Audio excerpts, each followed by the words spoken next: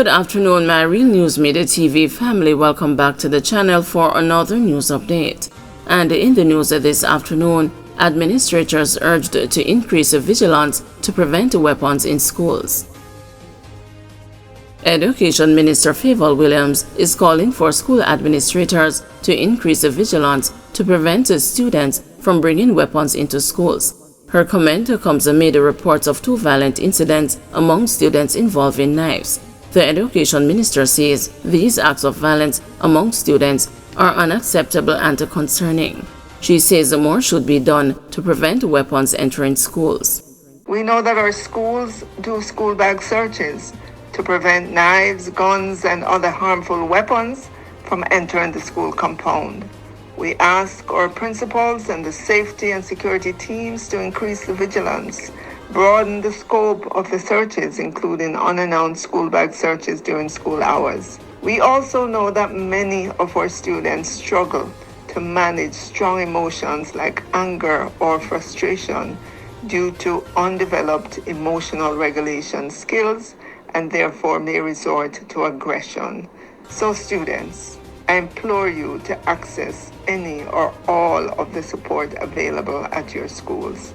And do not resist or argue on the scene.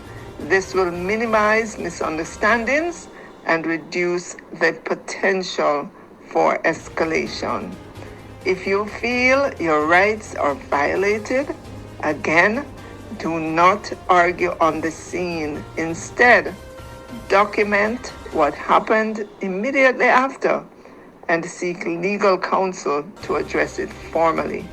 I call on all Jamaicans to do their part in eliminating violence among our students. Couple's $6 million cash spent for Range Rover triggers a probe. High drama unfolded in the Kingston and the St. Andrew Parish Court on Thursday when Senior Parish Judge Sanchez Burrell demanded charges be laid against the couple who paid a staggering $6 million in cash for a 2019 Range Rover. Under the Proceeds of Crime Act, it is illegal for persons to pay or receive cash in excess of $1 million for any transaction. You need to charge those people, Burrell exclaimed. I should see 6 counts for this breach before me. Unless they can show an exemption, they are to be charged and put before the court, she told the investigating officer. The couple's hefty cash payment is a key element in the fraud case against the Christopher Yap, who allegedly promised to secure the luxury vehicle for the couple. However, having been unable to receive the vehicle or have their monies returned, the complainants turned to the court to have the matter resolved but have found themselves in a precarious position with the order from the judge.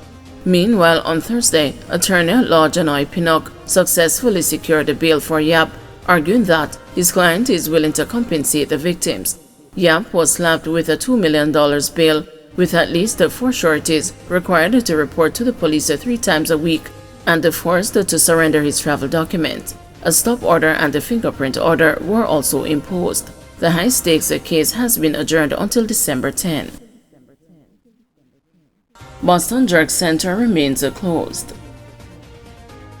The Portland Health Department says stalls at the internationally renowned Boston Drug Center in the parish will remain closed due to continued food safety violations by the vendors. The facility was closed on September 6 after health inspectors found significant breaches which posed a threat to the health of customers of the popular drug center. Speaking Thursday at the monthly meeting of the Portland Municipal Corporation, Medical Officer of Health for Portland, Dr. Sharon Lewis, said that the unsanitary conditions still persist at the facility. The breaches varied among the different stalls, but overall, some of them included lack of food handlers' permits for some of the vendors, ill-equipped or malfunctioning hand-washing stations at some stalls, food contact surfaces unsuitable for food preparation either because of uncleanness or pitted surfaces, rendering them difficult to clean, improper food handling practices, inadequate food protection during preparation and or storage with defects of some storage containers, solid waste disposal and management issues, and unclean surroundings. Several other breaches were also observed. A reassessment of the first 3 stalls that were closed was done on Thursday, October 3, 2024, and many of the breaches were still unremedied. Roughly 47 to 70% of the breaches persisted at the different jerk stalls, and as a result, they remain closed. Man arrested for allegedly stealing rum and cigarettes. A man has been arrested for allegedly stealing rum and cigarettes from a business along Hotel Street in Mandeville between October 6 and 7. 22-year-old Derek Thomas, otherwise called the Tip or Blacks of Albion District, is charged with shoplifting and larceny. The police say the owner of the business discovered that a window was removed. Upon searching, he found that 2 quarts of Ray and Nephew white rum, 5 packs of assorted cigarettes, and $6,000 were stolen.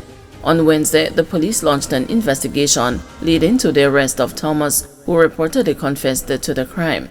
He was subsequently charged and is scheduled to appear before the Manchester Parish Court on October 16.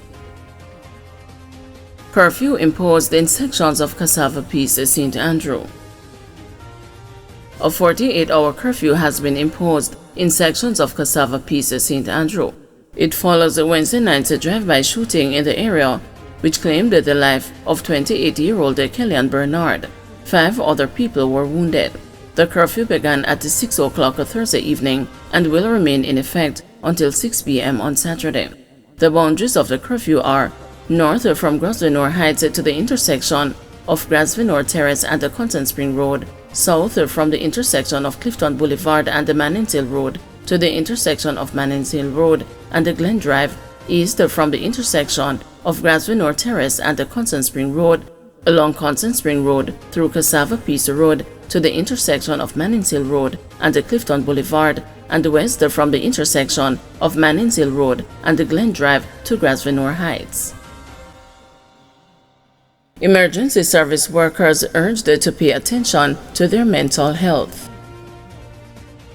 Emergency service workers are being encouraged to be mindful of their mental well-being and to seek help when necessary.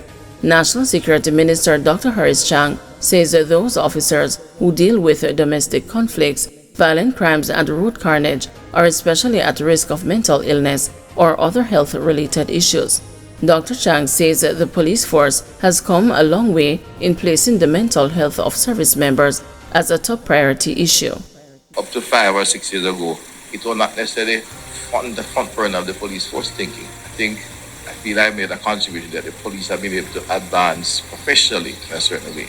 Because when I would have meetings with the Federation, they're not contentious, or the officers, but we'll be discussing salaries, police stations falling apart, don't have any vehicles, the vehicles are falling apart, some vehicles have 2 different tires, they can't drive them properly, they get called, and there's a series of basic requirements that occupy the mind, despite of the emotional challenges.